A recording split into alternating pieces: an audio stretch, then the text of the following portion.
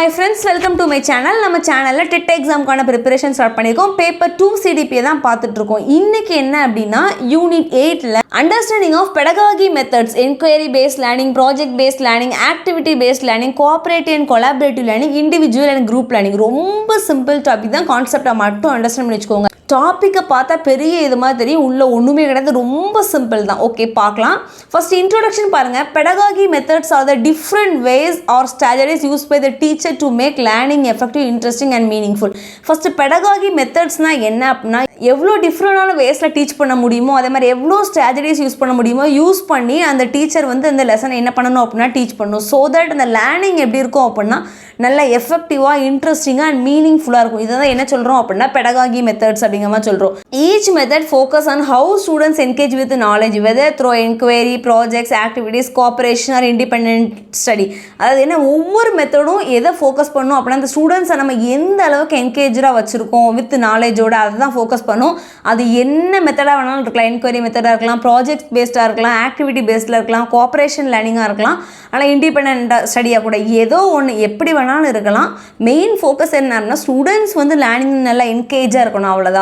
By using suitable methods, teacher can meet the needs of all learners and create an active learning classroom. So இந்த மாதிரி suitable methods use பண்ணால் மட்டும்தான் எல்லா லேர்னரோட நீட்ஸும் என்ன ஆகும் அப்படின்னா ஃபுல்ஃபில் ஆகும். ஒரு ஆக்டிவான லேர்னிங் என்விரான்மெண்ட்டே இந்த டீச்சரால் என்ன செய்ய முடியும் அப்படின்னா க்ரியேட் பண்ண முடியும்.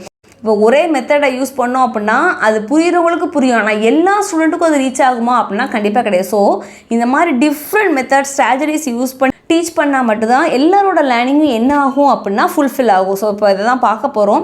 ஃபர்ஸ்ட் pedagogy மெத்தட்ஸில் என்னெல்லாம் இருக்குதுன்னு பாருங்கள். Enquiry based learning, project based learning, activity based learning, cooperative and collaborative learning, ஃபைனலாக இண்டிவிஜுவல் அண்ட் குரூப் லேர்னிங். ரொம்ப சிம்பிள் டாபிக் தான், எல்லாமே பார்த்துடலாம்.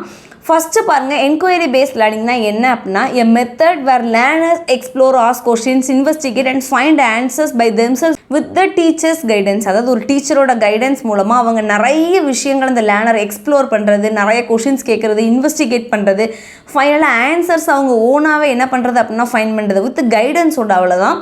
இதுதான் என்கொயரி பேஸ்ட் லேர்னிங்.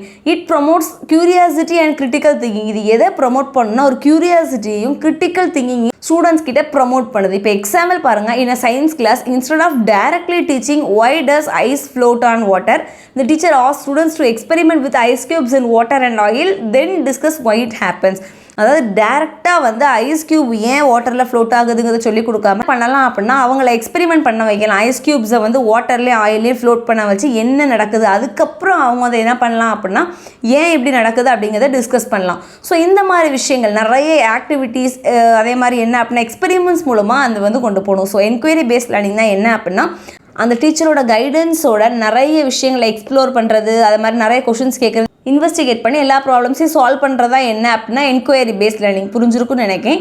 தென் பாருங்கள், project based learning. Students learn by working on real life projects or task over a period of time. அதாவது ஒரு particular period of டைமில் அவங்கள ரியல் லைஃப் ப்ராஜெக்ட்ஸோ இல்லை சம் டாஸ்க்கையோ கொடுத்து ஒர்க் பண்ண வச்சு அதுலேருந்து அவங்கள லேர்ன் பண்ண வைக்கிறது. It develops problem solving, research and presentation skills. இது எதை டெவலப் பண்ணும் அப்படின்னா அவங்களோட ப்ராப்ளம் சால்விங் ஸ்கில் நிறைய கண்டிப்பாக என்ன பண்ணுவாங்கன்னா ரிசர்ச் பண்ணுவாங்க. அந்த ரிசர்ச்சிங் ஸ்கில்ஸ், அதே மாதிரி ப்ரெசென்ட் பண்ணக்கூடிய அந்த ப்ரெசன்டேஷன் ஸ்கில் எல்லாத்தையும் இது டெவலப் பண்ணும். எக்ஸாம்பிள் பாருங்கள், students are asked to create a project and waste management in school. அதாவது அவங்கள ஒரு ப்ராஜெக்ட் கிரியேட் பண்ண சொல்கிறது. என்ன டாபிக் அப்படின்னா வேஸ்ட் மேனேஜ்மெண்ட் இன் ஸ்கூல். அப்போ அவங்க அதுக்கேற்ற மாதிரி எல்லாம் கலெக்ட் பண்ணுவாங்க. They collect data, prepare charts, suggest method to reduce waste and present their findings. அதுக்கேற்ற மாதிரி அவங்களோட எல்லாத்தையும் டேட்டாஸை கலெக்ட் பண்ணுவாங்க, அதுக்கேற்ற மாதிரி சார்ட்ஸ் எல்லாம் ப்ரிப்பேர் பண்ணுவாங்க. நிறைய வந்து சஜஷன் சொல்லலாம், எப்படி இதை வந்து ரெடியூஸ் பண்ணலாம் அப்படிங்கிற மாதிரி சஜஷன் சொல்லலாம். அண்ட் ப்ரெசென்ட் தேர் ஃபைண்டிங்ஸ், அவங்க என்ன ஃபைண்ட் பண்ணாங்களோ அதை என்ன பண்ணுவாங்க அப்படின்னா ஃபைனலாக ப்ரெசென்ட் பண்ணுவாங்க. ஸோ ப்ராஜெக்ட் பேஸ்ட் அப்படிங்கிறது ஒன்றும் கிடையாது. ஒரு ரியல் லைஃப் ப்ராஜெக்ட்டோ அதெல்லாம் ஒரு டாஸ்க்கையோ ஒரு பர்டிகுலர் டைமில் வந்து அவங்களாம் முடிக்க சொல்லி அது மூலமாக அவங்க வந்து என்ன பண்ணிப்பாங்க அப்படின்னா அந்த விஷயங்களை லேர்ன் பண்ணிப்பாங்க. தென் பாருங்கள், ஆக்டிவிட்டி பேஸ்ட் லேர்னிங். ஆக்டிவிட்டிஸ் மூலமாக லேர்ன் பண்ணுறது. Learning happens through hands on activities like games, experiment, role plays or models instead of only listening to lecturers. அதாவது அந்த லெக்சரரை மட்டும் அப்படியே லிசன் பண்ணிட்டு இருக்காம நிறைய கேம்ஸ் மூலமாக, எக்ஸ்பெரிமெண்ட்ஸ் மூலமாக, ரோல் பிளே மூலமாக, மாடல்ஸ், நிறைய மாடல்ஸ் மூலமாக அவங்க லேர்ன் பண்ணாங்க அப்படின்னா அந்த லேர்னிங் வந்து எப்போவுமே கண்டிப்பாக எஃபெக்டிவாக இருக்கும். It makes concept more concrete. இப்போ எக்ஸாம்பிள் பாருங்கள், to teach fraction the teacher use students a pizza chart and ask them to divide into 1/2 and 1/4 and 1/8 parts. அதாவது என்ன அப்படின்னா இப்போ ஃப்ராக்ஷன் டாபிக் டீச் பண்ண போகிறோம் அப்படின்னா அவங்களுக்கு அதுக்கு ஏற்ற மாதிரி ஒரு பீஸா சார்ட்டை கையில் கொடுத்து அவங்கள வந்து இந்த மாதிரி ஈக்குவலாக எத்தனை பார்ட்ஸாக டிவைட் பண்ண சொல்ல முடியுமோ அத்தனை பார்ட்ஸாக டிவைட் பண்ண சொன்னால் அவங்களுக்கு அந்த கான்செப்ட் எப்போவுமே மறக்காது. அந்த கான்செப்டில் ஒரு கிளியர் நாலேஜ் வந்து அவங்களுக்கு கிடைக்கும். ஸோ ஆக்டிவிட்டி பேஸ் தான் என்னென்னா ஆக்டிவிட்டி மூலமாக எல்லா விஷயத்தையும் லேர்ன் பண்ணுறது. லைக் கேம்ஸாக இருக்கலாம், எக்ஸ்பெரிமெண்ட்டாக இருக்கலாம், ரோல் பிளேயாக இருக்கலாம், எல்லாம் சம் மாடல்ஸ் இருக்கலாம். இதெல்லாம் யூஸ் பண்ணி வந்து நம்ம லேர்ன் பண்ணோம்னா அந்த லேர்னிங் நல்லா என்ஹான்ஸாக இருக்கும், ஒரு இன்ட்ரெஸ்டிங்காக இருக்கும். தென் பாருங்கள் cooperative and collaborative learning. Simple concept தான், ரெண்டையும் கன்ஃபியூஸ் பண்ணிடாதீங்க. ஃபஸ்ட்டு கோஆப்ரேட்டிவ் லேர்னிங் என்னென்னு பாருங்கள். Students work together in a group to achieve a common learning goal. எல்லோரும் சேர்ந்து ஒரு குரூப்பாக தான் ஒர்க் பண்ணுவாங்க ஒரு காமனான லேர்னிங் கோலை அச்சீவ் பண்ணுறதுக்கு. இதுதான் என்ன அப்படின்னா கோஆப்ரேட்டிவ் லேர்னிங். இப்போ எக்ஸாம்பிள் பாருங்கள், task are divided among students and each has a specific role. Task எல்லாமே பிரித்து கொடுத்துருவாங்க, ஒவ்வொருத்தருக்கும் அதில் ஸ்பெசிஃபிக்கான ரோல் இருக்கும், அவ்வளோதான். இதுவே கொலாபரேட்டிவ் லேர்னிங்னு என்னென்னு பாருங்கள். All members work together, share ideas and responsibilities equally. எல்லோரும் சேர்ந்து ஒர்க் பண்ணுவாங்க, ஒரே விஷயத்துக்காக தான் அவங்க ஐடியாஸை ஷேர் பண்ணுவாங்க, ரெஸ்பான்சிபிலிட்டிஸ் எல்லாத்தையுமே ஈக்குவலாக ஷேர் பண்ணிப்பாங்க. எக்ஸாம்பிள் பாருங்கள், in history lesson students form groups. ஒரு ஹிஸ்ட்ரி லெசனில் அவங்க ஒரு குரூப்பாக ஃபார்ம் பண்ணி one students collect data on leaders, another prepares time line, another makes a chart and finally they present together. அதாவது ஒரு ஹிஸ்ட்ரி கிளாஸில் என்ன பண்ணுறாங்க அப்படின்னா ஒரு குரூப்பாக ஃபார்ம் பண்ணி ஒரு ஸ்டூடெண்ட் என்ன பண்ணுறாங்க அப்படின்னா டேட்டாஸ் எல்லாம் கலெக்ட் பண்ணுறாங்க லீடர்ஸ் பற்றி. இன்னொரு ஸ்டூடெண்ட் என்ன பண்ணுறாங்க அப்படின்னா டைம் லைன் ப்ரிப்பேர் பண்ணுறாங்க. இன்னொரு ஸ்டூடெண்ட் வந்து சார்ட் ப்ரிப்பேர் பண்ணுறாங்க. ஃபைனலாக எல்லாத்தையும் கலெக்ட் பண்ணி அவங்க ப்ரெசென்ட் பண்ணுறாங்க. இன்னொரு எக்ஸாம்பிள் பாருங்கள், all student brain storm and prepare the whole project together. அதாவது ஒரு ஹோல் ப்ராஜெக்ட்டுக்காக எல்லாரும் சேர்ந்து வந்து என்ன பண்ணுறது, ப்ரிப்பேர் பண்ணுறது. ஸோ இந்த ரெண்டுக்கும் ஒரு சிம்பிள் டிஃப்ரென்ஸ் தான். கோஆப்ரேட்டிவ் லேர்னிங்கில் எல்லோரும் சேர்ந்து தான் ஒர்க் பண்ணுவாங்க, ஆனால் இண்டிவிஜுவல் ரோல் அங்கே உண்டு, ஒர்க்கை டிவைட் பண்ணிடுவாங்க. இதுவே கொலாபரேட்டிவ் லேர்னிங்கில் எல்லோரும் சேர்ந்து தான் ஒர்க் பண்ணுவாங்க, ஒர்க்கை ஷேர் பண்ணிப்பாங்க. அங்கே தனித்தனியாக ஒவ்வொருத்தருக்கும் என்ன உண்டு அப்படின்னா ஒர்க் உண்டு. எங்கே கோஆப்ரேட்டிவ் லேர்னிங்கில். கொலாபரேட்டிவ் லேர்னிங்கில் ஒரே ஒரு இதுக்கு தான் எல்லோரும் சேர்ந்த ஒரே ஒரு விஷயத்துக்காக எல்லோரும் அதை ஷேர் பண்ணி ஃபைனலாக அதை ப்ரெசென்ட் பண்ணுவாங்க. ஸோ சிம்பிள் விஷயம் தான் cooperative and collaborative learning. Next பாருங்கள், இண்டிவிஜுவல் அண்ட் குரூப் லேர்னிங். எல்லாருக்கும் தெரிஞ்சது தான். இண்டிவிஜுவல் லேர்னிங் என்னென்னு பாருங்கள். Students learn independently at the own pace, focusing on self study and personal skills. அவங்க தனியாக இண்டிபெண்ட்டாக லேர்ன் பண்ணுறது தான் individual learning. Focusing on self study and personal skills. இவங்களோட மெயின் ஃபோக்கஸ் செல்ஃப் ஸ்டடிலையும் பர்சனல் ஸ்கில்ஸ்லையும் தான் இருக்கும்.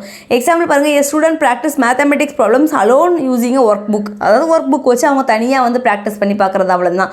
குரூப் லேர்னிங்னு என்னென்னு பாருங்கள். Students learn together by discussing, sharing and solving task as a group. எல்லோரும் சேர்ந்து டிஸ்கஸ் பண்ணி ஷேர் பண்ணி அண்ட் ஒரு டாஸ்க்கை எல்லோரும் சேர்ந்து சால்வ் பண்ணி அவங்க லேர்ன் பண்ணுறது.